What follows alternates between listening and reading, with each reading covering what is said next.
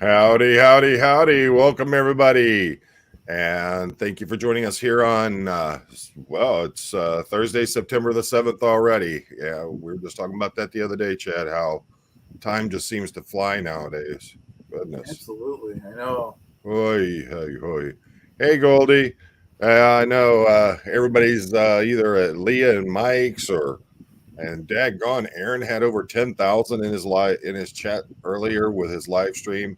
Of course, we got to talk about it too, um, and that's the elephant in the room. But before we even get started with that, Chad, you want to give us the weather report down there? Oh, sure, Poe. Weather in Clearwater, Florida, 75 degrees, Poe. Winds at 7. Dew point is at 2. Humidity is at 51. Excellent, excellent, excellent. Anything happened today? Oh, the sentencing for the Danny Masterson. Yeah, my goodness.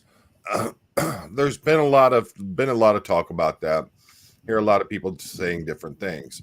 My understanding, I wasn't actually there, and that's why I didn't cover a lot of his trial, is simply because I didn't have firsthand knowledge of it. There's enough people out there that have been covering it, um, but it's got to be addressed.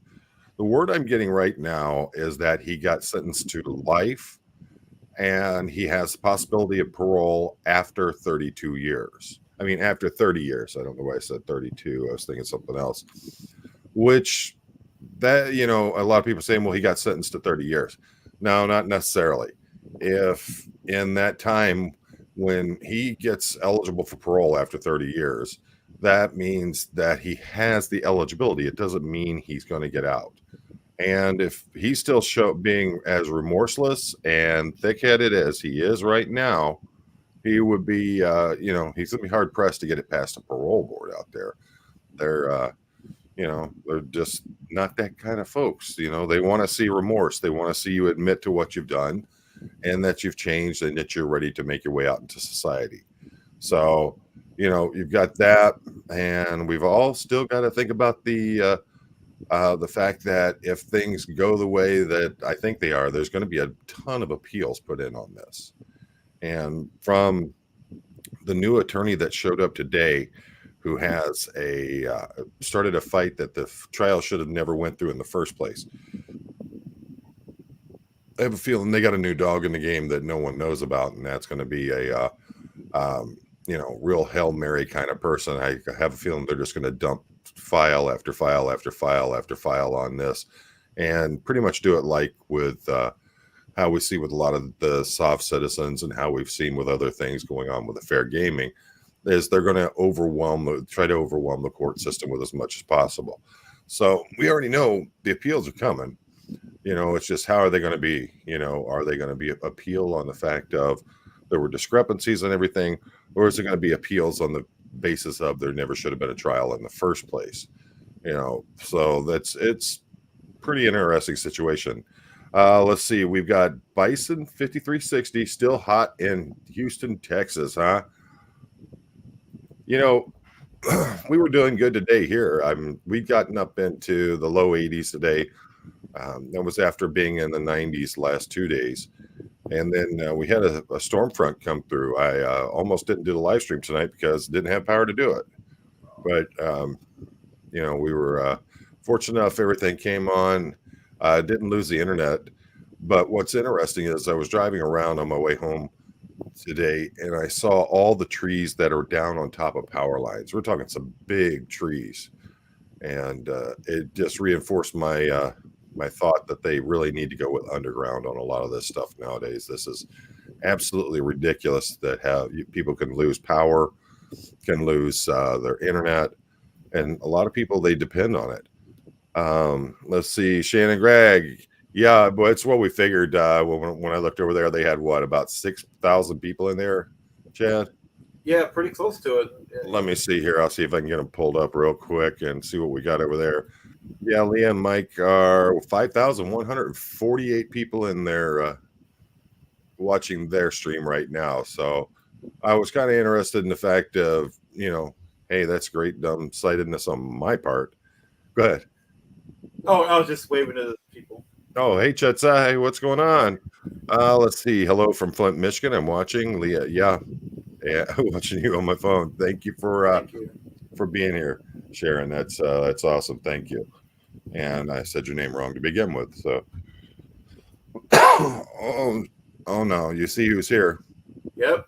Yeah, Joel McCoy's Hey, here. Joel. Oh, it's about to get deep now. Joel gets in the house, and my goodness. Let's see.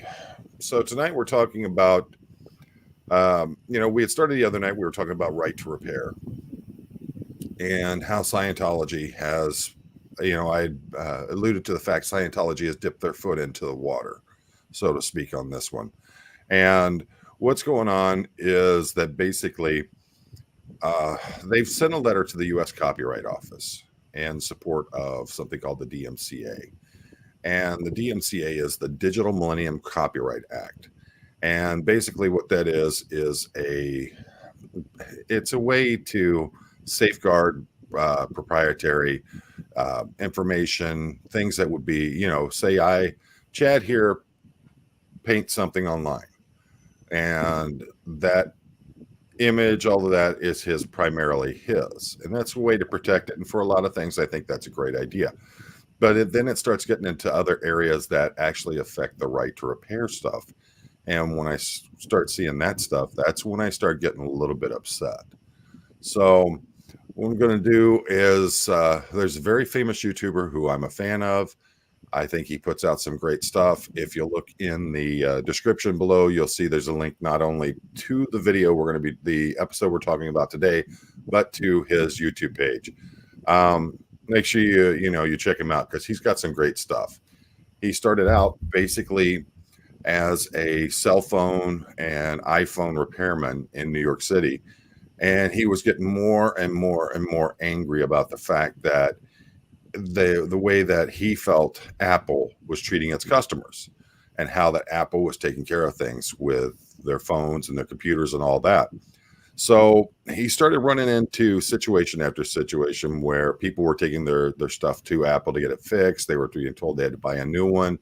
They just didn't believe that. They basically said, you know what, let's try this. They got hold of him, said, hey, this is what they told me. This is what's going on with mine. He says, let me take a look. And his deal has always been, if he opens it up and he finds that he can't fix it, he's never, he's never going to charge him for it. So then he started putting out videos on how to repair these things. And he's got quite, I think he's over 1 million subscribers to his channel.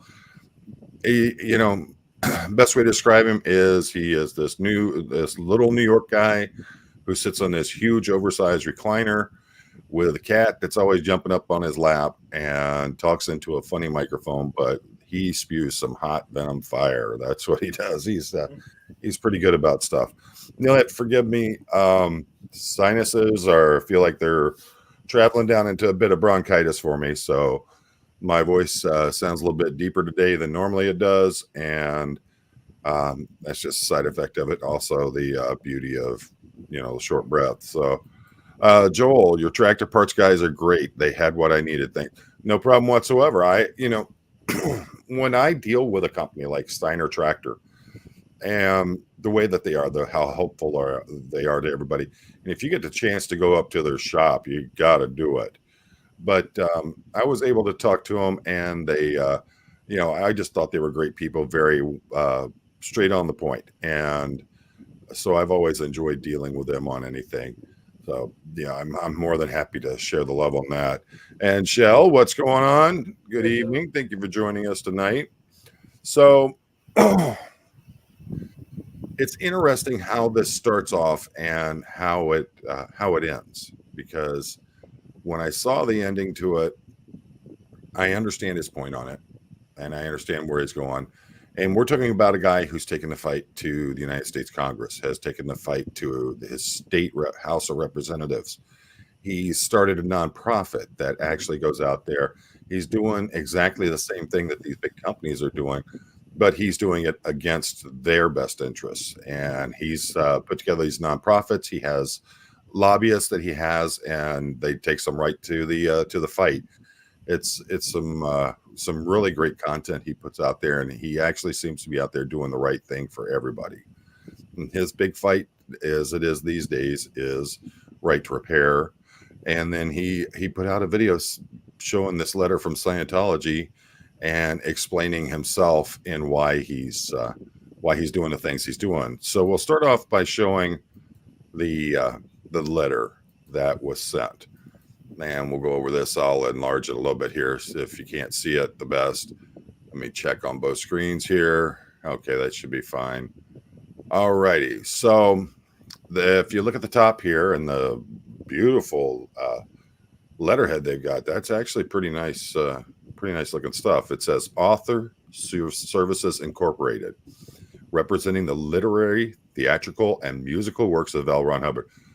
Hold on a sec. Chad, what musicals has L. Ron Hubbard done that you know of? Oh, I didn't know he did musicals. I knew he did a lot of other.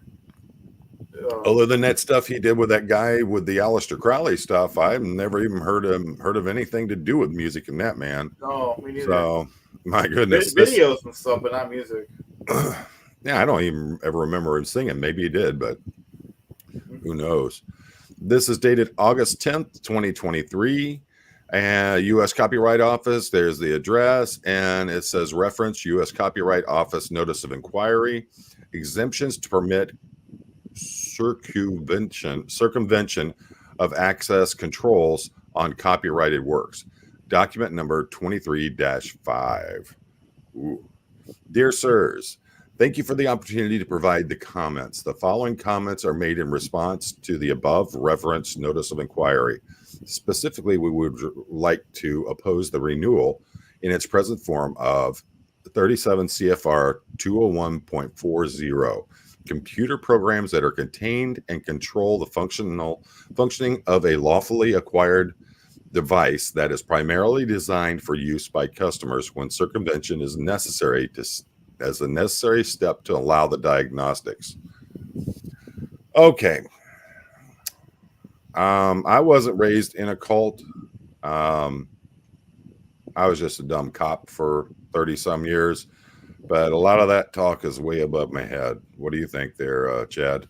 Sounds like goobly gobbly to Chad.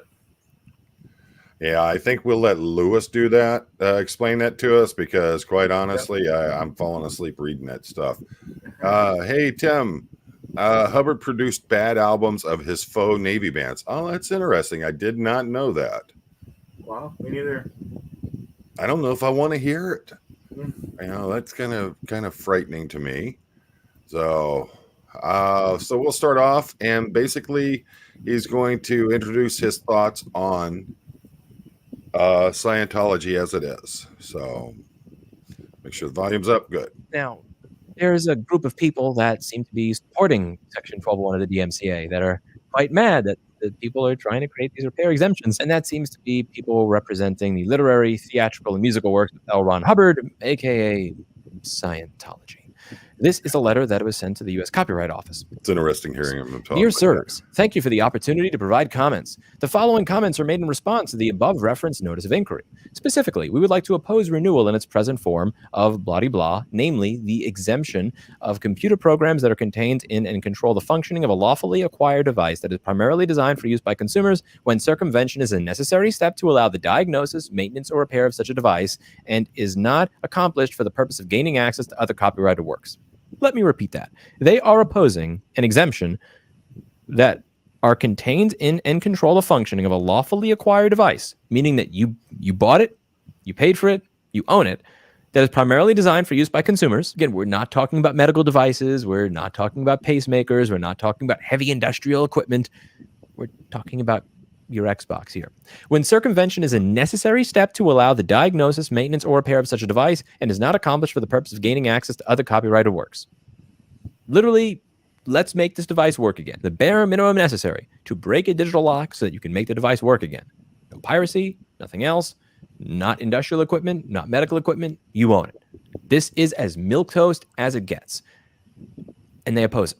Many consumer devices are sold in the open market to ordinary consumers and are accompanied by unilateral shrink wrap licenses governing the terms of use of the software contained within the device. We have no objection to the exemption as applied to these consumer devices to allow consumers to repair products on their own initiative.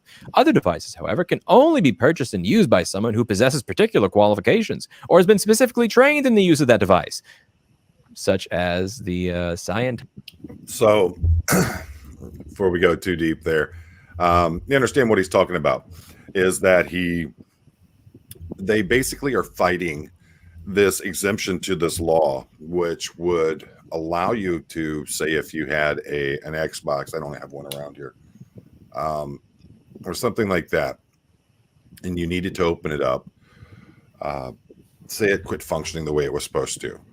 And so basically this exemption would say you can't do that because it would give you the ability to go into other parts of it and would essentially make it illegal.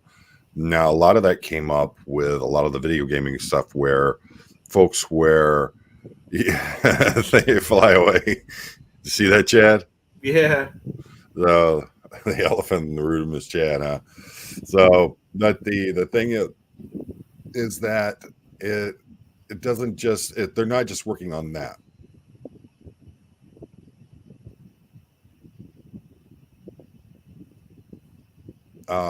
So what's happening at that point is basically there's something they seem to be trying to protect. And so let's take a look at this.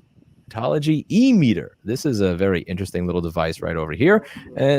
Tell me if I'm missing something here. This is from 1951, but I'm fairly certain this is an ohm meter. This is a device for measuring and indicating changes in the resistance of a living body, aka an ohm meter. Okay, so I literally showed that same patent that was being shown there. And I showed it to a friend of mine who is a master electrician. They can read diagnostic, they can read schematics, all those different kinds of things, and they can put things together based on those. Yeah, I know, Flyaway, but you know what? We go whether or not if there's no one here watching, we still run. You know, folks can catch up later. Everybody's over at Leah Mike's right now, and you know what? They have, I think they're a little bit bigger stars than us, so you know it's understandable. But had this friend of mine take a look at this, and I didn't preface it. I didn't show him anything else. I just showed him the schematic, and he looked at it and he goes, "That's an ohm meter. It's literally for testing electricity." So, thank you, Bison. Thank you. Yeah, you know what, folks, but that's how we do it, because there will be people who want to come in and they want to see something different. And we're gonna give it to you. The rest will start filing in as the other lives finish for the day, or they'll come back and watch it later in replay. But either way, we'll get this out there and we'll keep going strong with everything. And you know, just the way we roll around here. So in the time that was going on with all that, he explains these things. He explains why he's opposed to it. And the thing is, let's see here. Okay. I don't know what's going on with there we go. Cool. The thing is that he then explains why he doesn't want to be part of the whole Scientology. He doesn't want to get into this match with Scientology, and his explanation, it's pretty understandable. So let me see here, make sure we got the right one. And here he goes explaining a few things about it. United States. How often is that? Or the concept of fair game. Let's go into that. The term fair game is used to describe policies and practices carried out by the Church of Scientology towards people and groups it perceives as its enemies. Founder of Scientology, L. Ron Hubbard, established the policy in the 1950s in response to criticism both from within and outside his organization. Individuals and groups who are fair game are judged to be a threat to the church, and according to policy can be punished and harassed using any and all means possible. In 1968, Hubbard officially canceled use of the term fair game because of negative public relations it caused, although the church's aggressive response to criticism continued. Applying the principles of fair game, Hubbard and his followers targeted many individuals as well as government officials and agencies, including a program of covert and illegal infiltration of the IRS and other United States government agencies during the 1970s. 70s. They also conducted private investigation, character assassination, and legal action. And as you've heard, we've talked about private investigators with Jeffrey Augustine. And just basically, this is why I'm not even going to think anything about the fact that Mike and Leah went live. Okay. The thing is that had they not done Scientology in the aftermath, folks like Louis Rossman and the rest of the country may not know about what really goes on with those who are in and those who have left Scientology. So bearing that in mind, it's to me, that's an important point, is how few people in the world would actually know about what's going on with all this, how these folks are being treated. And I think that, they want to go live, let them go live. I am going to support them 100%. And folks want to catch the stuff I'm putting out, you can come back and catch it on replay. It's not going to hurt my feelings. Any thoughts on that there, Chadwick? Yeah, I feel the same way. The first time I ever heard about Scientology was Leah's show, so I give her credit. So I don't blame people if they, watch that and catch our replay later. Yeah, man, that's the thing is like with Lewis did this one live. I'm a big fan of his, but you know what? I caught him when he wasn't. I caught him in the replay on it. It doesn't hurt it any. So we'll go a little bit further because he makes a really interesting point about the rest of this fair game in just a second here. Action against the church's critics in the media. The policy remains in effect and has been defended by the Church of Scientology as a core religious practice. Not even getting into the subject of where is David Miscavige's wife? The person who runs this organization's wife has not been seen since 2007.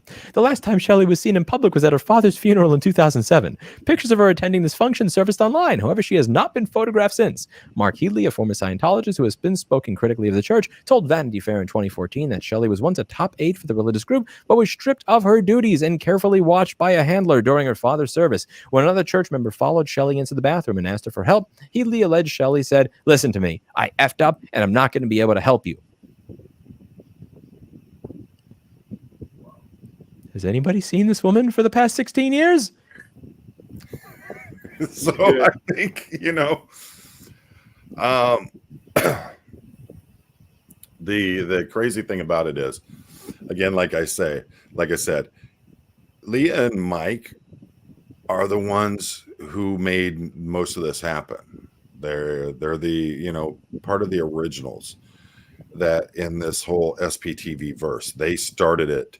And the thing is he wouldn't have even known about Shelley Miscavige had it not been for them, had it not been for what has, thank you, Marjan, for what has been going on, would the world know about it? Would we have SPTV? Would we have this great mass following that is trying to put them to stop them? And I just don't think that would happen without Leah and Mike. So, I mean, there's just further evidence in how deep this stuff goes. And during this, Lewis goes into some things talking about how if the DMCA that they're talking about and opposing the exemptions of, if it went into place, part of what they were saying was because there could be things that happen that could hurt the identity of the owner of these vehicles. And that goes into what we were talking about with right to repair. I just put new brakes on my wife's car a couple days ago. And I, under the DMCA, if that was in place, Ford could say, you're not allowed to change the brakes on that 2009 Ford Focus. That's our proprietary ownership of that. And if you're in that, if you go in there, then that could damage our reputation because you could put different kinds of brakes on there. You could put different kinds of tires on your truck. And that got me thinking, how could you hurt their identity in that, because you put different tires on your truck? And then I started thinking, but wait a minute, didn't they already have a tire incident with Ford? You remember that, Chad? Ford Firestone, yeah. Yeah, the Ford Explorers. Yeah. So, I think that these companies do pretty dang good on their own. Here it is. And this is Wikipedia. The Firestone and Ford tire controversy of the 1990s saw hundreds of people die in automobile crashes caused by the failure of Firestone tires installed on light trucks made by the Ford Motor Company. It's the usually high failure rates. Let's see, caused crashes that killed 238 people, injured 500 others in the United States alone. That's not even talking about what happened in South America. I hear that it was much worse in South America. The revelations have the market value of the Ford parent company, of the Firestone parent company, Bridgestone. That's pretty daggone big. That's Bud Light style loss there, which fired or accepted the resignation of several executives, closed the Decatur, Illinois factory where the tires were manufactured. I'm going to say one thing. They did quite a bit to try to remake their image on that, getting rid of everybody involved with it and then closing down the factory where they made those tires. Wow. Ford also fired or accepted the resignation of executives. Each company publicly blamed the other for the defects, a disagreement that ended the company's nearly 100-year relationship. That's interesting because for the longest time, when I thought of Ford, I thought Firestone tires. So that's pretty crazy. Congressional inquiry into the scandal, yeah, that's a waste of time, led to the enactment of the Transportation Recall Enhancement Accountability Document, TREAD. And that act went in place in October of 2000. But we start going back through the history of a lot of these companies and look at how that they've handled things, and you wonder, can they really cry wolf on the fact of, it's our proprietary equipment in there, and if you make any changes, you're going to change the ability of it to work the way it's supposed to, and you're going to damage the image of the company. Is it that, or is it the fact that, say, a certain organization that has religious freedoms behind it has a huge tax-free exemption due to those religious freedoms, has a machine that they make everyone use and quite a few people buy for exorbitant amounts of money, yet when you look at the schematic for this machine, it's just a simple ohm meter that you can buy at any discount hardware store in the world for like $5. Kind of hard to go out and force people to pay $5,000 for one every 2 years because they need a new one because they have to make sure that they have the most updated version. Kind of hard to force that when they can just literally run down to the local hardware store, grab one for about $5 and they're good to go. I think saving $4,995 is pretty good, don't you, Chad? I do. Poe, I wanted to wait until his space. I don't want to get too far off in the weeds, but you would think Ford would learn their lesson since what they did with the Pinto to save $5 a car on the gas tank with the extra what was it, spacer, whatever they needed to do. They knew about the defect, and they chose not to do it until they were forced to. Yeah, and that one blew up in their face. But the problem is that, like with everything else nowadays, if it doesn't happen within the here and now, people forget about it pretty quickly. And these companies are really good at, they have the right PR firms and things like that. They're really good at being able to get the news and everything else to look a different way and things. So it's, plus how much do these companies pay into these news organizations in advertisement money and end up, there's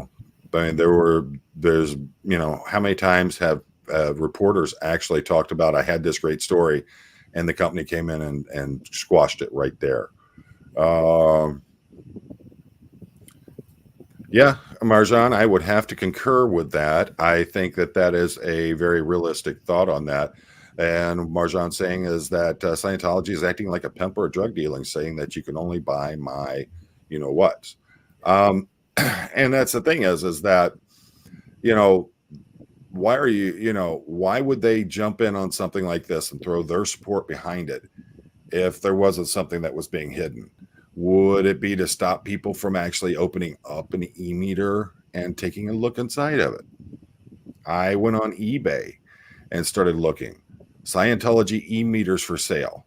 You can get them for just a few $100, and I'm actually going to try to run up the money for that so that I can get out there and get me one and see what all this huff and fuss is about these things, and just figure out what's going on there. My master electrician friend, if it stops working, I may need him to come over and take a look at it, see if he can get it running for me again. I would like to get his thoughts on it and what he thinks he can do about it. Sounds like a good project. Sounds like it. So, but basically, as Lewis goes into this, he starts explaining the facts of how he doesn't want anything to do with it. And that he's actually scared of the Church of Scientology, and he's scared of the fact of what they can do and what they've done to people in the past. And like I said, this is a guy who hasn't backed down from anything. He fights the state of New York toe to toe pretty much every day of the week. State of New York keeps coming to him, telling him they're going to shut him down because he's not paying taxes. He's like, well, I'm not even in the state of New York. That's the sad point of it is how they treat these things. He hasn't been in New York State for a couple of years now, a year or two now, and he's still getting letters telling him he hasn't paid his taxes. He has to do this. He has to do that. Marjan, yeah, we're planning on something like that. So we're trying to keep everything a little bit close to chest on it, but yeah, that's the thing. And it's amazing when you have someone who, and if you know folks from New York City, which I'm sure Clearwater Chad knows some folks from New York City. Absolutely. They're kind of the not back down kind of people. They're loud, and just exactly the way that fair game is supposed to be. Loud, public, don't back down, keep the fight. He's one of those kinds of people. And when I see that and I see him say, I'm out, I'm not doing anything with this, that tells you just how much fear Scientology still has to this day, and how folks are just like, nope, I'm done, I'm out. And that's the thing. It's pretty sad. Let's see. Moni 69. Morning, folks from Perth, Western Australia. That's all right that you're late. Thank you for joining us. We appreciate having you here. The thing is that as we were talking about the other night, right to repair is a very, very, very important thing. Not everybody has the money to just go out and buy a new piece of equipment from Apple or one of these other big companies. My cell phone right here alone, it's the Samsung, and it's the Galaxy 22 something Ultra Fantastics, millennial upgrade of the century kind of thing. And I know that it costs well over $1,000 for that cell phone. What about you, Chad? I see you're about ready to grab something there. Oh, I was just the fan.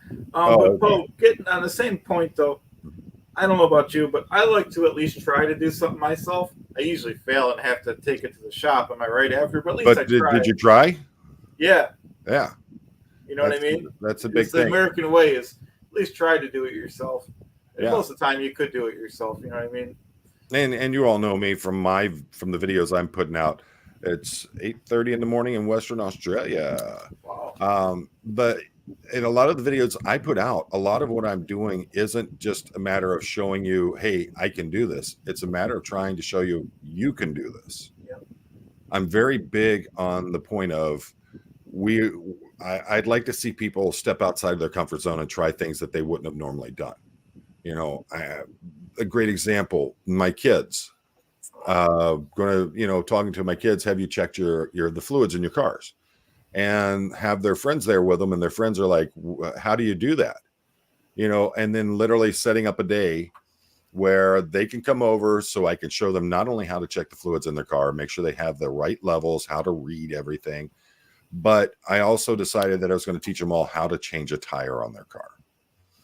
And what was amazing is not only did all the friends who were talking about it show up that live in this area, some of their fathers showed up because they didn't even know how to change a flat tire. My wife, we have a courier service, and we're out all over the place. She's called me from down in Ohio, said, "Hey, I've got a flat tire. I'm at such location." I look it up on the GPS. She looks it up as well, and she's like, "Don't worry about it. I'll have the tire changed before you could even get here."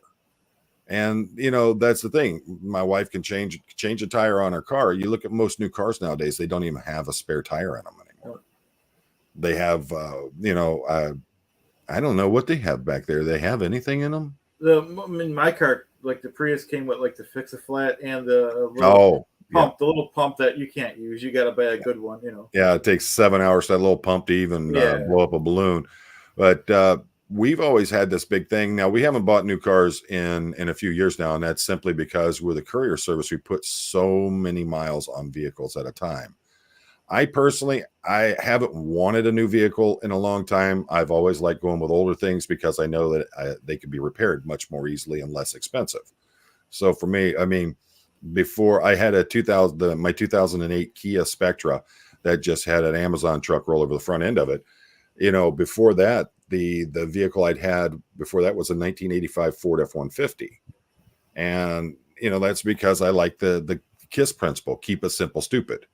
And the thing is that, I don't want to get into these new vehicles because of all the computers and all this garbage and the things we're hearing about companies wanting to put streaming services in vehicles and all that. I want something old and simple, so we're, think about the fact that this generation, most of them don't even know how to check their oil, much less change a tire, that the auto companies are keeping up with that by not putting the spare tires in the cars anymore. We always, if any car that we get, we always buy a full-size spare and rim for it and have that in the trunk. And simply the reason for that is donuts are crap. I don't like donuts. It makes the vehicles unsafe. You can't travel. You know what? If I put one that's a full-size replacement in the trunk of the car ready to go for the wife, she can put that on, get that old tire home, and I can actually, if I can take a look, and if I can, I'll fix the flat myself. But the thing is that we don't have to wait for a tow truck company to come and take us to the nearest place where they can change the tire, or have their roadside service take an hour or two to get there and change the tire for you. We're able to do it ourselves. But like I said, with a lot of these things, if that's held true, the exemption is, dealt with the way Scientology wants it, then what's going to happen is, would we even be able to change our own tires? Or would that be considered violating intellectual information there? So, and that's crazy to me. Like you said, Joel McCoy, like you said the other night, it's part of our history, fix our own stuff. I, like you, grew up doing it. It's a big part of our freedom. Yep. Also think about the fact that, for me growing up, we never, even though my dad made real good money for a long time growing up, my family was like every other family out there. They were struggling. They were trying to do everything they could. My parents had 3 children, and they bought their first home. So they didn't have new cars for a long time. It wasn't until later on in life that, literally my mom's like, you know what? I'm not driving used cars anymore. You're going to buy me new cars. And that, that kind of changed the way things were. But, Dad worked on every car we had. Dad fixed everything and learned from him. I love telling the story about how I was out running one of our beagles, and I heard the dog had tied up into something, and they were fighting pretty good. I could hear them over there. So I went and, I come running up, see what's going on, and find out that the beagle has tied up with a skunk. And I end up getting sprayed as well.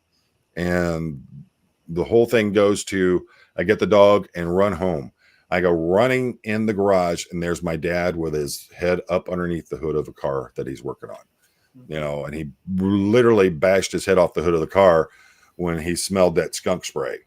But, that was part of life growing up. Everybody had the hood of their car open. Everybody had the front end of their car jacked up. Everybody was working on their cars in their driveway, those kinds of things. And, they have slowly taken that out of society. You don't see people nowadays in a lot of places because of HOAs and things like that. You're not even allowed to work on your own vehicle in your own garage. So that's, it's gotten to the point where we actually now have an industry where you can literally rent a space in a garage and the tools are there and just go work on your own vehicle. But what kills me is this used to be my garage. This is where where the work used to happen. It used to happen at home. And now I got to go out and pay probably as much as I would to hire a mechanic to look at the car just to rent a space to work on my own car. Amazing to me. We've had a lot of people roll in. Is it over at Leah and Mike there? Oh, I don't know. Let's see. We've got S. Moore is here. We got Care for JCYT. Destone Salazar. Lovett's here. Catherine C is here. Karen C is here. Fanatic High Desert Railroader. Hey, Goldie's here. No, I'm joking. Everybody knows Goldie. Let's see. Oh, so I take it is over with. Welcome everyone coming over for Mike's. Let's see. The Real Hides. Howdy. Let's see. Okay, that's who I'm seeing so far. Let's see here. Care for JCYT. Cars back then were easier. I could actually tune up my Volkswagen Bug, adjusting the timing band, spark plugs. I can barely do a jump. Yeah, and that's the thing is not now new cars actually have it. Don't use a jump start on it because it can actually, they say it can end up burning out the motherboard and the in-car computer. Let's see. We've got Lolo0708. Thank you for joining us. Oh, Susie Q. All right. Thank you, folks. So we were talking about, there's a gentleman who has a very big YouTube channel. His name is Louis Rossman, and he had a really good episode where he was talking about the DMCA, which is the Digital Millennial Copyright Act. And basically what it does is it outlines the rights of people to take care of their own stuff. And in it, there's an exemption that is apparently, I think it's going to be dropped. And basically what it says in that exemption is that if I have an Xbox, I want to work on my own Xbox, I'm not allowed to do that. And a lot of that comes from people back in the day with, I can't remember if it was PlayStation or if it was Xbox. There were these folks that learned how to basically jailbreak the system. And they found that they were able to connect into the online stuff and see games that weren't even released yet. Not only see them, but play them and figure out hacks for them in the meantime. I can understand that. I can understand not, stopping them from that, but that's on your end of it in building this stuff and not making sure that you have the safeguards or the firewalls up that you need to.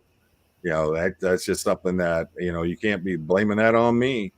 So I agree. Makmir Doshigal, we have repair cafes because it's not a matter of money, but reason.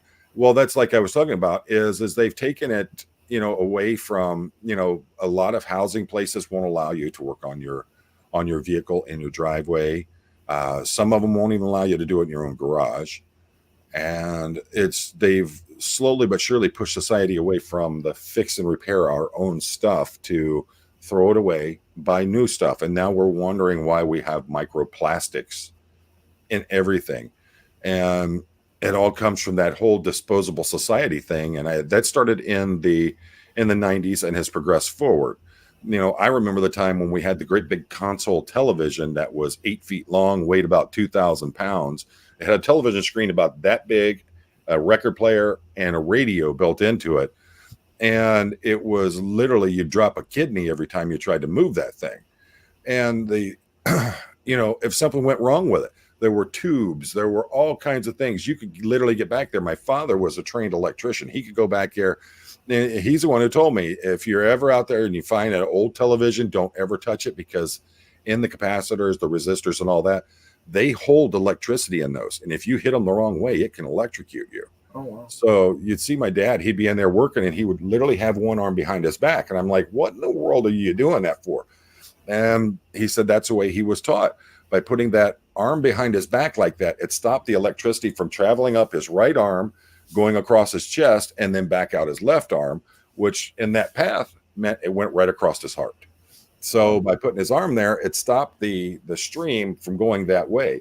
And if you know anything about electricity, it's all about connectivity and the way to be able to allow that electricity, the current, to travel through something. Love it. What's the reasoning on not being able to repair car in your own garage? It's your property. Well, what I'm talking about is you see a lot with the rise of the HOAs, how they stop people from being able to repair anything on property. Some cities are starting to enact things like that. They don't allow you to repair your car in your driveway. I know a lot of cities, especially here in Michigan, you cannot repair on the street. And reason for that is that's literally a safety issue. I've literally been driving down the road and see someone has put their car up on jack stands or a jack or on cinder blocks, taken off all the tires of the car and went to go get new tires. Most tire shops you go to, you can literally pull up and they'll take the tires off and replace them right there for you. I don't know what, but I've seen things like that. And the reason why those laws have come into place, and I've said it a million times, is when a lot of laws come into place, they come into place because something has already happened that ended up with someone being hurt or something like that. The reason why you can't work on your car in the street is because you have a vehicle that's immobilized, that's on the roadway. And a lot of times it's put up on like these jack stands or cinder blocks or whatever on a roadway where there's moving vehicles. All it takes is for someone on their cell phone texting, and next thing you know, they hit that car. Somebody's laying up underneath of it. It kicks the cinder blocks over. The car falls on the person. So there's a reason why you need, you have to have those laws in place in your own driveway, unless you're worried about a friend, a spouse, someone like that pulling up in the driveway and bumping the car. There's no real reason why they, other than they don't like the fact that it doesn't make our city look like it's, Greta Thunberg is never going to visit our city if we don't put this in. They always use stuff like that as threats. And I'm not making fun of Greta. I think Greta's awesome. But, the thing is that that's the kind of thing that people use, is reasoning like that. My daughter likes to sell Girl Scout cookies. And how is she going to get anybody to stop and buy Girl Scout cookies with Chad living next door working on his Knight Rider replica car? That kind of stuff. Yeah. It's crazy how that is. And then you saw the wave coming when they stopped offering automotive classes in high school anymore. That really sent a chill up my spine, because you had generations of young men and women who they didn't fit in with the regular school curriculum and things like that. It just wasn't their thing. Next thing you know, they get into shop class, into auto body and things like that. Suddenly they're like, bing, I found my home. And these folks ended up being some great, I have a friend that he's a mechanic to this day. And that's how he learned and got his licensing, was through high school, not a day of college in his life. And that guy, he's got big money. He's got a shop with like 10 bays to it, and he's got I'd say a good 30 people working for him. But you can't, they tried shutting down as much of the vocational activity and education as they could, and now they're finding college isn't for everybody. Everybody, a skilled trade is a good job. I remember. There's the old story about the teacher leading the class, and they see the guy, and I forget what, plumber or something like that. And he's sitting there, he's been over, of course, got the plumber's crack and all that going on. And she says, see there, he didn't go to college, so he doesn't have a good job like I do. And he's barely surviving as it is. And he turns and looks and goes, what do you mean? I make over $100,000 a year, makes more money than that teacher did. Nice. So, that's the thing is that we need vocational schools back. College isn't for everybody, and being able to learn a vocation is very important. We need machinists. We need millwrights. We need plumbers. We need electricians. Those are the things. How do you keep a grid up and running if you don't have the electrical people to work it? So, I think that, I'm 100% for unions, especially vocational unions like that. It's just when it gets corporate, that's when I don't like. I like the boots on the ground kind of union stuff. Cindy, we bought our boat home just for overnight to move it to the new storage in the morning. Hadn't been in our driveway for 6 hours. They towed it to impound. That's crazy. Where do you That is live at? crazy. Where do you live at, Sinfully? That's, there might be, they may, I'm not an attorney, but you might want to look into your local ordinances for stuff like that. My grandparents both taught me how to take a practical approach to life. They gave me a full set of tools when I moved out, taught me how to repair my things. And it gave me a lot of confidence. Yeah, exactly. And I tell you what, nothing builds nothing builds confidence in young people than you sit there and show them that they can do something. They sit there and go, I can't do that. No, it's just, no, the tires are too heavy. I can't. And then you watch them do it and you see that suddenly eyes open. I can do things. The confidence it builds in them is simply amazing. Let's see. No, it's an actual voluntary club thing here where people offer to repair stuff. Oh, wow. That's, you don't see a lot of that here. Let's see. Yeah, not surprised. It all depends on where you're from. Oh, Dave is here. Dave from Gotta Love Thailand. John Sosakowski. And of course, Simply's here. Yeah, literally cut the trailer lock, took it. We found out the next morning, no note on door, nothing. A lot of places don't have to notify you that they're impounding your vehicle.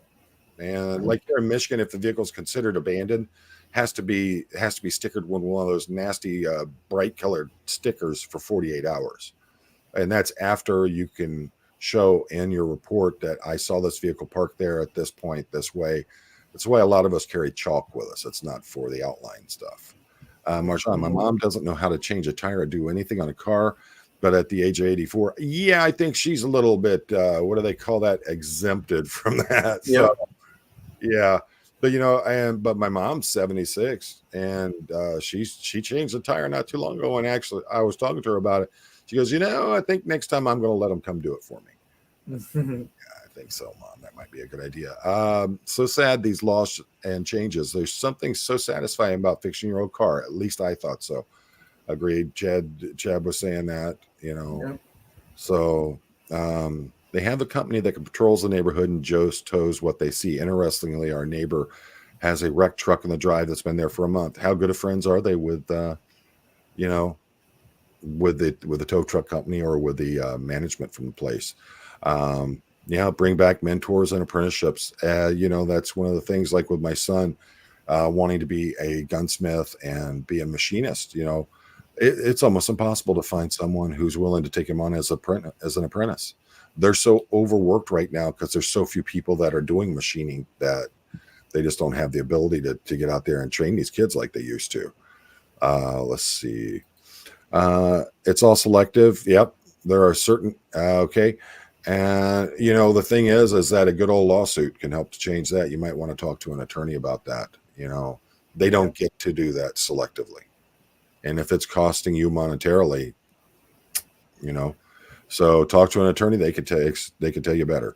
I used to change my tires, but since they are all put on with impact wrenches, I can't break the lugs anymore. Kathy, I might be able to show you a way that I take care of that. And I did it with, my daughter's got some friends that are just little, tiny little things, little waifs. And, there's ways that they are able to do it. And if you look on YouTube, there's also a lot of videos out there showing you how you can break that. Breaker bar pull? Well, I use my weight, put my foot on it. I never sit there and try to, I don't want to lose a molar trying to do that stuff. Yeah, my dad taught me to use the breaker bar with the pipe on it and then do it that way. Well, I've got an actual pipe that I carry in the trunk of my car. It's useful for so many different things. Yep. But one of the things is you can put it right like on the 4-way. I carry a 4-way with me. I never carry just to I never carry the ones that they give you with a car because I find those break too easy. They're all to me, it just doesn't seem like it's going to hold up. So I carry an actual 4-way with a solid bars on it and everything. And what I do at that point is I put the pipe over it and use that as like a breaker. So it extends it so it eases the amount of pressure you have to put on it this way to create the friction at the end of the line, and we're getting into, I don't even know what that would even be called, physics. Man, that's way out of my pay scale. Yeah, some people. What about you, Poe? Yeah. I like to loosen them all a little first, and then do one at a time. Some people just do one at a time. No, I like to break them first, and then I like to, and you got to remember when you're working with the monster trucks, they'll have literally, some of them have 20 lug nuts on them. So, you know, you're doing that day in, day out. It's 1,000-pound tire to begin with, and then you got to then on top of it, you've got to move those tires around. You got to break all those lug nuts free, put the smaller tires on it, or vice versa, whether you're tiring up or tiring down for a show. And you find that, doing the star pattern is the way to go with it. That's the way, you listen to the folks who do the teaching on those things. And what it is that they tell you the same thing. It's a star pattern. It helps to equally level everything out. Okay. It helps to equally bring it off. And a lot of times you'll find when you're doing the tire, if it hasn't been taken off since it was new, oftentimes what you're going to have is the tire will start seaming itself to the rotors and everything. And I see we got Nasty Nathaniel's in the house. Paula Bizak. And let's see, we got anybody else new? Not that I'm seeing. But yeah, with me, I like the star pattern. I don't like doing one, just doing them around and just taking it off from there. But if you don't have the ability to carry a pipe with you, or you don't know where to get one, I use fence post. That's literally what I use. You can find fence post anywhere. Then I've got a piece that's about 3 foot long, and believe me, you'll hear it. They'll literally. They'll snap when they pop free, and it'll sound like you broke something, but most likely you haven't. It is a very different sound when you pop that socket head. So, and someone made the comment I thought was a really good point. You buy an $80,000 car and they give you a $12 jack setup, and I also, if I'm working on, for my vehicle, setting them up for the road and everything, I don't like the scissor jacks. I like an actual floor jack, and you can get a little floor jack anywhere. They don't cost a whole lot of money. Just make sure that you get them they're going to be able to handle your car. I like those better because I think they're easier to use, and I also think they're a bit more stable than the scissor jacks are. Yep. What's your experience there, Chad? Yeah, not the scissor ones. Those are like a toy. Yeah, I take forever to go like this, and yeah. Well, if you do like what we've done in the past, is I always carry one of those 12-volt impact wrenches that you can get. Oh. And if you don't know what an impact wrench is, it has a hammer that spins around and it's hitting the strike plate on the shaft that turns the end of it, or the chuck, whatever you want to call it. And you'll hear that it's that kind of sound that you'll hear at like a tire shop or a mechanic shop. And the reason those work so well is because the amount of force that's placed on it by that rotating hammer that goes through there. So, with me, always have that in the car, always have the jack. But if you don't have, you couldn't get hold of a standard jack, you can get the socket that will fit onto the end of the scissor jacks and put that on with the impact wrench, put it up underneath there. That's made for a lot of torque and a lot of tension. So it'll be able to jack your car up, and does it a whole lot quicker than sitting there like this for 4 hours. Yep. Wondering when it's going to get up high enough.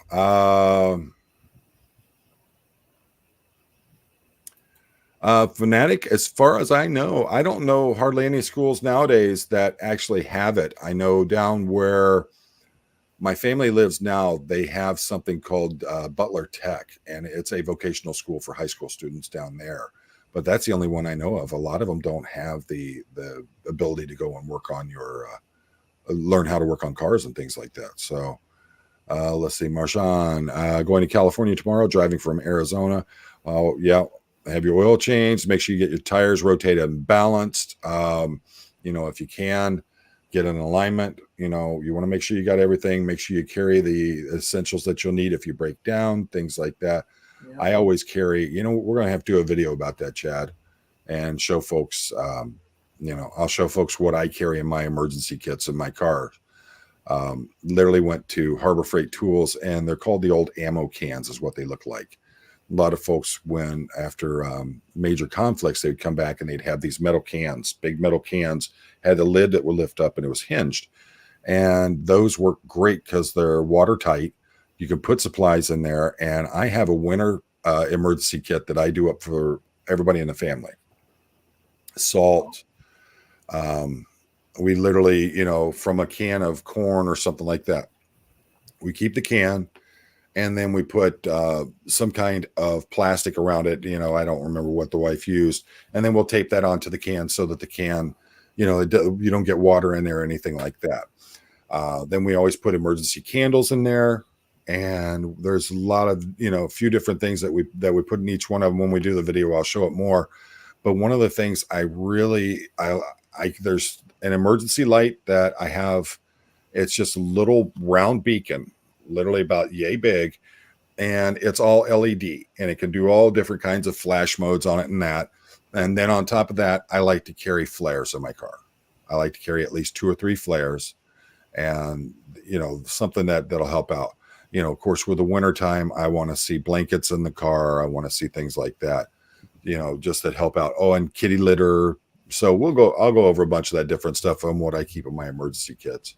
But oh, that's a good one, John. 1970s bumper jack will teach you about flat and level. Yes, sir. You ever use one of those, Chad? Not a 70s one. I don't. Oh, not a bumper jack. No. They had a foot on them, and the foot on it would that's what you put on the ground. I'm trying to find a good picture right now that'll show it a little more. They now call them farm jacks is what I see a lot of them doing. Here we go. That's a good one right there. Okay. Let me get that opened up. Excellent. Find my way back to StreamYard. Let's see here. Okay, there we go. Okay. So these bumper jacks are really interesting because they have a little hook on them that would, of course, if you look in the old 1970s cars, all the bumpers have a little slot that's in them in a couple different places. And that's so that you could jack it up by the bumper. Now, this looks a little different because it's got a little opening in here, like if it catches onto a bar or something. But your breaker bar here that has the socket that's on the end of it for breaking the lugs free and all that would go up in here.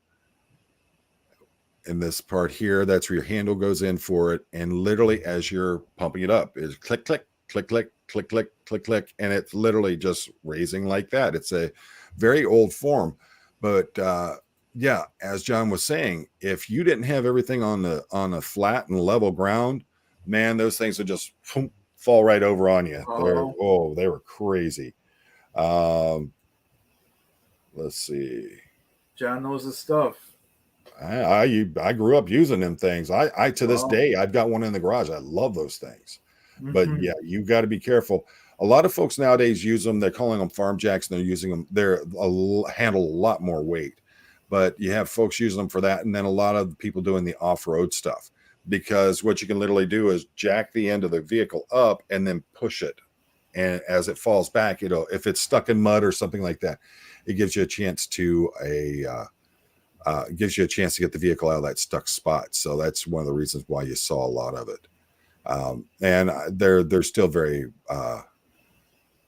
let's see. Okay. I'm looking through the comments here.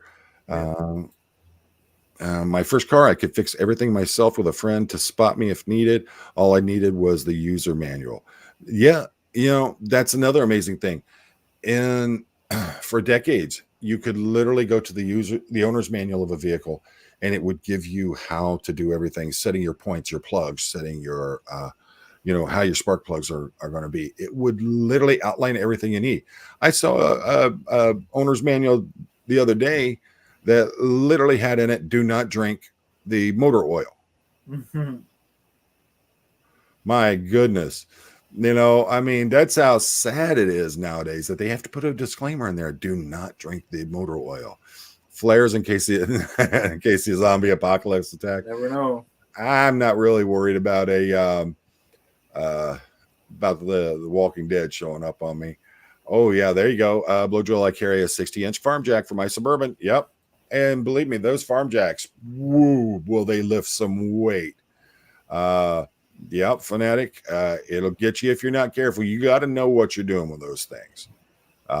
Those old jacks like that, buddy, they would drop on you in a heartbeat.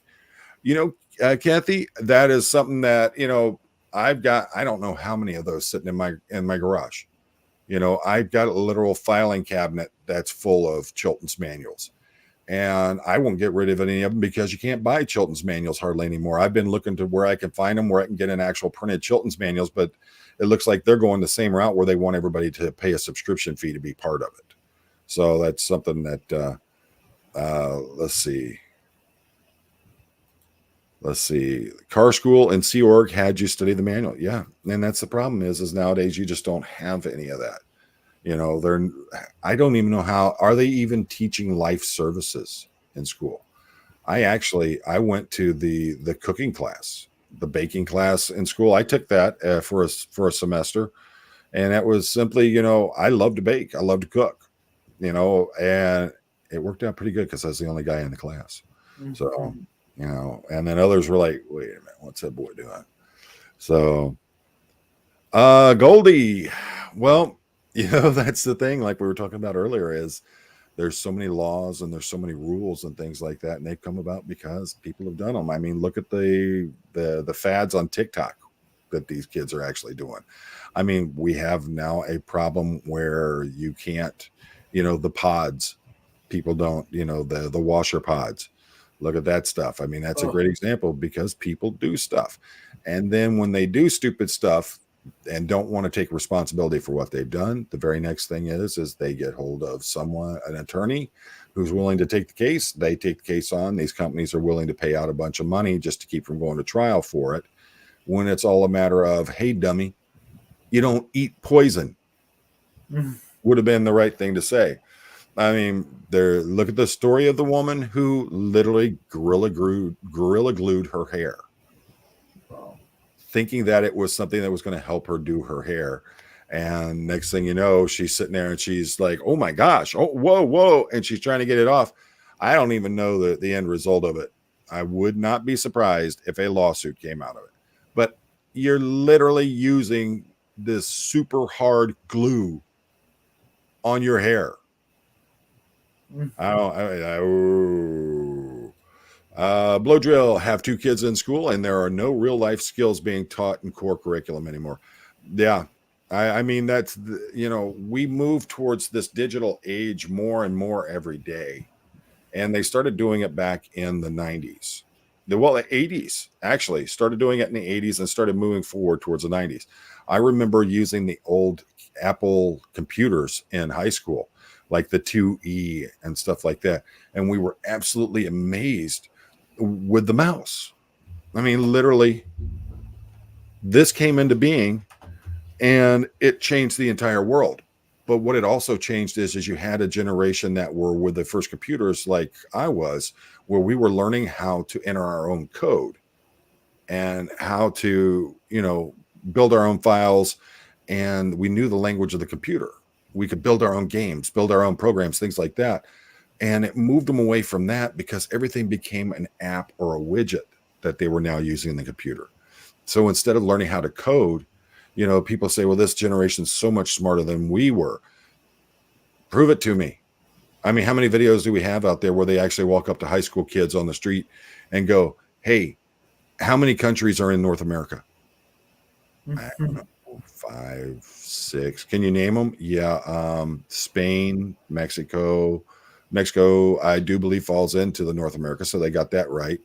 And, and they're like, and the United States, but the fact is that these kids, it's not that they're smarter. They have technology in their hand that can give them the information instantly that they want. They don't know how to do the computer programming. They don't know how to write code, but they know how to work the apps. And that's the thing. And yeah, John, writing in cursive is like talking in a foreign language to them. You know, my kids know because we made them learn how to use cursive so that they could actually sign their own names. How many kids nowadays can't even sign their own names? And that's a sad situation. My brother had to get a new smartwatch, and there was a pictogram on how to pull the band through the gap. You get that, Chad?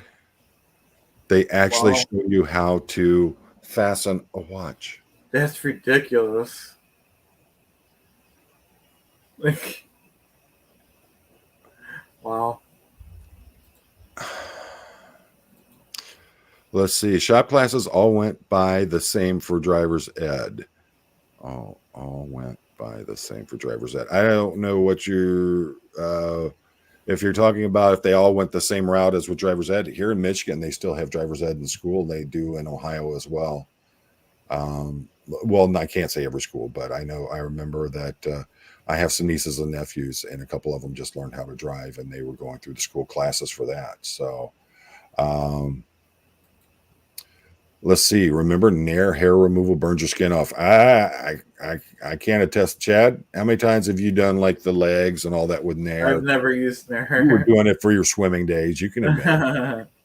I've never used it, but yeah, I heard that stuff burnt like the dickens. I believe it. Whoa. Blow drill was taken out of school to join the Sea Org right around then. Wow. But they had so much more to offer you. So let's see. Apple IIe. Yeah. You know, yep. Remember when the monitor came out that had color? Oh my gosh. It was crazy. I've talked about it on here before. My first computer was the Atari 800. And the big difference between the 800 and the 600 was the 800 had an actual keyboard like this, where, you know, you could sit there and the 600 had the pressure point ones. They had the little square pads there that on a flat surface, they had like a little ring around them, and you'd have to push like that. But with the 800, it had the actual keyboard, and you could actually type faster. So that was awesome. But that thing, to tell you how old that was, it didn't even have floppy disk drives. It had a cassette drive on it, and it would literally take you hours and tape after tape after tape to download anything so you could give it to a friend. Simply good. The office staff didn't have a computer back when I went to school. My dad got a home PC my junior year. It was an IBM, a screen slightly bigger than today's cell phones, and it played Pong and Wildcat. That's crazy. What was neat about the Atari 800 was you could actually play the Atari games on them as well if you wanted to. But I got it, and I remember getting the old PC magazine back then, and I would sit there for hours typing in line of code after line of code because they would have a free game. They would have the code for the free game in the back of the magazine.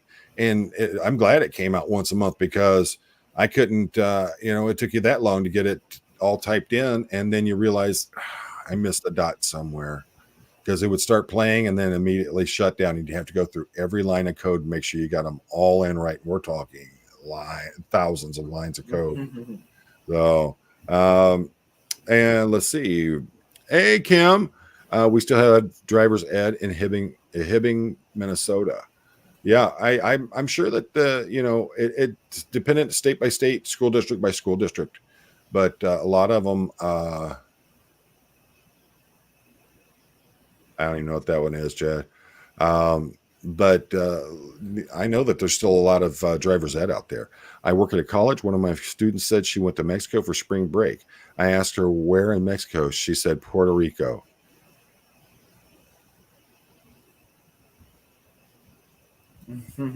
You know, that would be like saying I went to Mexico on spring break. Well, where'd you go? The Philippines. They speak Spanish over there as well. So, these kids, my goodness. Most young people don't know how to drive stick. Yep. And I've talked about that before, is that one of the best ways to keep your vehicle from being stolen is get a stick shift. Because so many kids don't even know how to use them anymore. Ooh, my first computer was the Commodore 64. and you wrote the code to do the games. Yeah, there were so many great setups that were coming out back then. It was amazing. Oh, Kim Dye was, because those were super expensive. Her first was the Apple IIe. Those were super expensive. That's why I got the Atari 800. Here we go. Another one, Commodore with a cassette drive. Those Commodore PETs are pretty expensive nowadays, Bill. Well, here's really interesting. In Tokyo, Japan, there is a place called Super Potato. You can go in there and get any of those completely refurbished. Hey, Dave. All right, buddy. Thank you for joining us. I'm going to shoot you an email. Chad, Apostate Alex, and I are working on something that's going to be right up your line, and I think we would love to get you in on it. So I don't want to drop any more info on it, but I'll get hold of you and through email so you could see. Do you have a live stream tonight also? Let's see.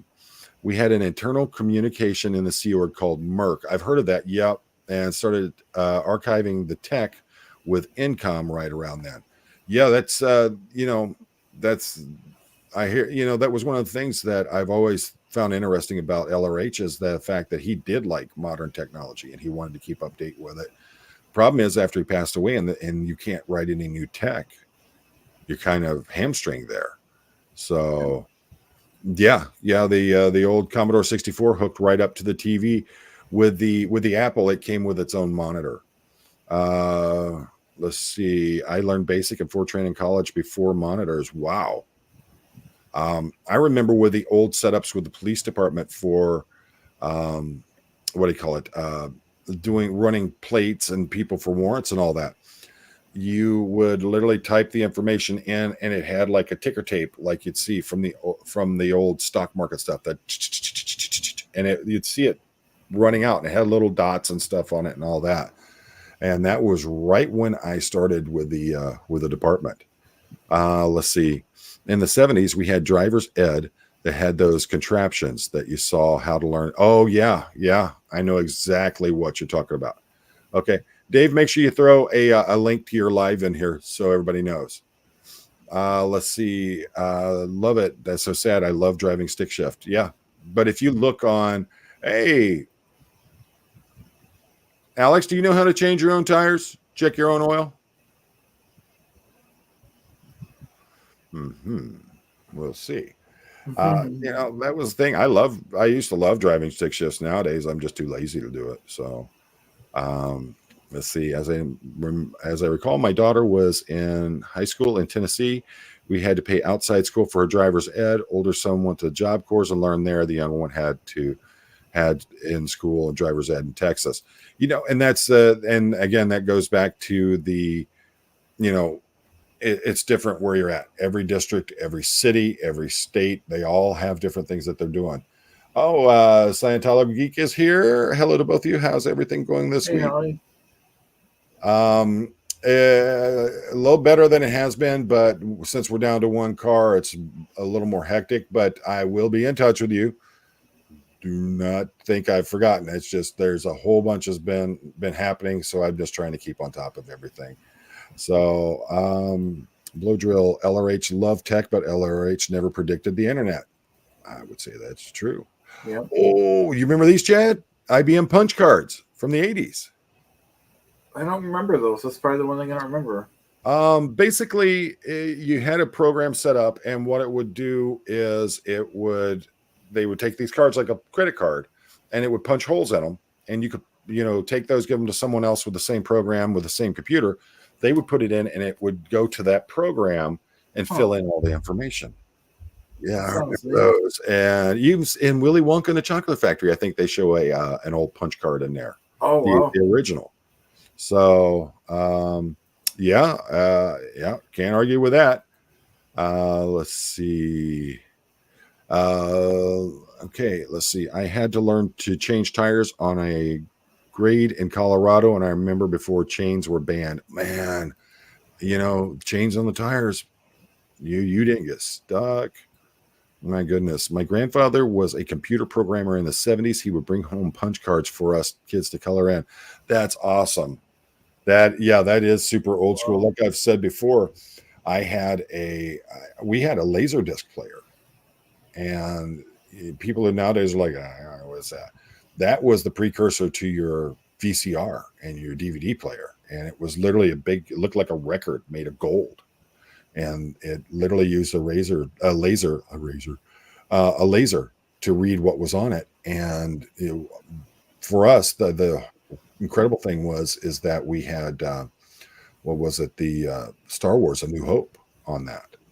And I can't remember what else. We had a few different movies. I think we had like The Wizard of Oz and Willy Wonka and the Chocolate Factory, but it was so expensive.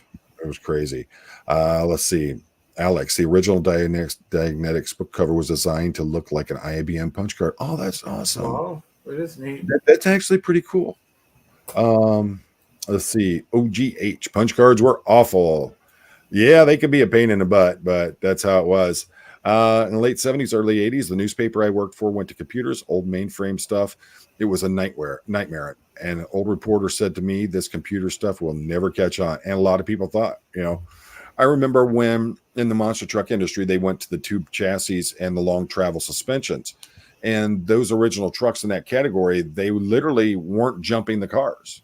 And so everybody is like, nobody's going to want to see this. It's not going to do anything. Well, try all the old leaf spring full frame trucks that were running back then that were top notch.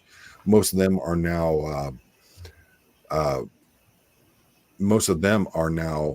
ride trucks because you can't keep up.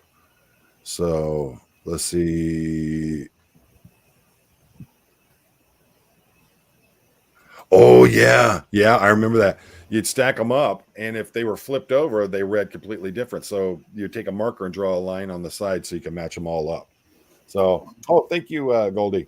I know most of you already know it, but I try to avoid the super chats in case I get demonetized, which happens a lot for some reason. Even though we don't use any vulgarity, we stay away from triggering comments, anything that would be considered out tech for YouTube. But I still keep getting hit with monetization, and for some reason my super chats aren't being given to me. So, and no one can explain why it happens. And I keep hearing, well, can you send me screenshots of the super chats? Okay. And I'm still not getting anything. So, oh my gosh. Let's see. My mother and dad both worked computer programming back in the 60s, 70s, and 80s. The computers were the size of a walk-in freezer and had punch cards. Oh yeah. They were monstrous. You got to remember the Apollo mission that went to the moon. The computer system that they used filled up this huge room. There's more memory and faster speed in this computer than there was in that entire setup that filled up a room. Nowadays, you go to the big ones where they have the big server farms and everything. They have to keep them super cool because they put so much heat out. Let's see. Nothing was more disappointing than dying of dysentery or rattlesnake bit playing the Oregon Trail. Okay. Oh yeah, Oregon Trail is great. Man, I haven't played that game in forever. Let's see. In my lab bench, there was a usable box of cards, but I knew it was probably someone's blood, sweat, and tears for their research thesis, and I could not bear to throw it in the bin. Let's see. Pull one card. And it's wood pulp. Wow. The sad thing about it is those things weren't made to last forever back then either. So, a lot of that stuff. And that was the beginning of our downfall. Want to hear something unreal. Some guy came to the husband's apartment door back in the day looking for people to buy stock in his company in California. The company was Windows, $100 a share at a time. I've heard stories about that. Back then they were trying to do anything that they could to raise money to put these companies together. And now look at them. They're, if you had that original Windows stock or you had that original IBM or Microsoft stock, it's through the roof now. You got some big money if you have that original back before it split and all that. Let's see. In college, I worked at a company and we had to change the disk at night. Yep. It was huge and had about 8 or 9 discs, and it looked like a dishwasher. I know exactly what you're talking about. That's kind of along the same lines as the laser disc player that we had. It wasn't that big, but you're talking the disc was that thick. So, Needs to file Oregon Trail. Yeah, my goodness, it's been so long. I'm gonna have to download a useful version of it that you can play for free. There's a lot of open source out there where you can play something that's very close to it. We are old, lol. Margaret Hamilton had to steal time on the computer to do that Apollo code because she was a woman, like they explicitly said so. Mm. Women can use computers. I didn't know that, Paul. Joking. That must be new. I mean that, and you look back and you look at the Philadelphia experiment or the Manhattan Project, things like that, where some of the big breakthroughs were women that were able to make those breakthroughs, but yet they never get the. I mean, now, they're 90 years older, they're dead, they passed away, and now they're starting to get the respect. But what about back then? All those men, they got all the kudos, the back slaps, and all that. They're all the ones that are living like millionaires. But women didn't get their. Don't get me started on that. I know. Right? Let's see here. Having so much fun, but first NFL game in 30 minutes. Guts to feed the furries. Hey, have at it, love it. Thank you for being here. We're going to wrap this up in just a little bit here. Be honest, how many livestock did you lose? I can't tell you. I don't even remember anymore. It's been that long ago. Oh my God, I've got to download that again. My goodness, I know. I only want to play it on the black and green screen, Paul. No, you remember how great the resolution was in the Atari 2600s and back in the old ColecoVisions and those things, as compared to nowadays. I mean, some of these games look like you're really playing first person stuff. Oh yeah, it's ridiculous. Yeah. You remember you had to type a code in just for your computer to do anything? Yeah. I will remember the old days. 10 go to 10 hello, 20 go to 10, and you'd hit that and everybody freak out. Oh my gosh, how'd you make it do hello all the way down the screen? Yeah. And like there's no mouse, so you had to do Control P, print, and you had to know all the commands. Yeah, you had to know that computer inside and out. Chad, I showed an old reporter friend of mine one of your videos with your typewriters. He was so happy to see someone still with them. He does. You are not alone. And I've still got my old electric typewriter. It's sitting around here somewhere. When I did my first licensing application for opening a security company, I actually had to type everything out on a typewriter. Let's see. In the 80s, the radio station I worked at went from vinyl to computerized tapes and wheels. Oh yeah, I remember that stuff. Yeah, crazy stuff. Women could use computers. Next thing, they'll want the right to vote. Yeah, that's just if they want to vote. I mean, who's going to be in the kitchen? Am I right, Poe? Well, Marjan, I mean, that's open for debate. I've seen my wife never held a gun in her life. Put one in her hand at the range, dead shot. But then again, I know others that they can't handle the recoil of the weapon. I know guys like that. So, it's up there. It's either or. But all the snipers that I knew were male. I didn't know any females. I'd like to see I'd like to see some put out there for it, see how it does. LMAO, it's like people who say chicks play World of Warcraft. I mean, we're just joking. And so many great things that women have done, they've never gotten the respect or the consideration they stood. Maya Weinstock designed the Women in Science Lego, and I wish I could have afforded one. Margaret is there. I mean, they need one of the biggest problems is that when you look into things like engineering and into those kinds of trades, when you look at the schooling, the majority of the students are men, and we need to be pushing young women towards science and towards those areas, and let them know that the glass ceiling doesn't exist for that anymore. And I think it's up to every person what they should want to do and all that. But yeah, I think it's it's important that it should be equal and available for everyone. I agree. Karen C, she can't handle them because of the loud noise. Fired one once at a range, but hated it. Did they even allow you to wear headphones or the little ear protectors? Because I mean that takes a lot of it out of it. But the thing is that they're loud, and there's a lot. There's not as much smoke as there used to be back in the day. But yeah, it's a very big event. You pull that trigger, and that round comes out of there. Oftentimes they come out, past the speed of sound. And there's a lot of noise with them. Oh wow, I remember the first time someone showed me Excel, I was blown away. Yep. I mean, remember Dragon's Lair, the video game? Dragon's Lair was a video game that it looked like a cartoon. Like Don Bluth had actually done the artwork for it. And when it came out, there was literally there was at the arcade, there was literally a line around the block just to get in there and see it. And I'm trying to find, this one should be a good screenshot for it. So, back then, you remember how video games were back then, Donkey Kong, Pac-Man, Oh yeah, kinds of things. yeah, I remember those two. Well, think about your video game looked like that. Wow.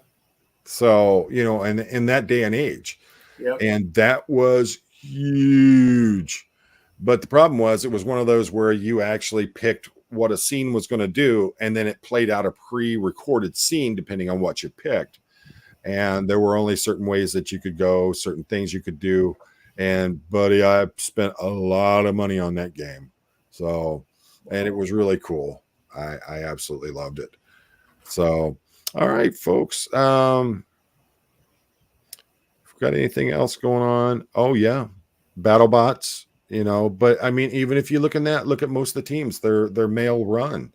Let's get some of the girls out there. Yeah. Let them start doing this stuff. So Yeah, true.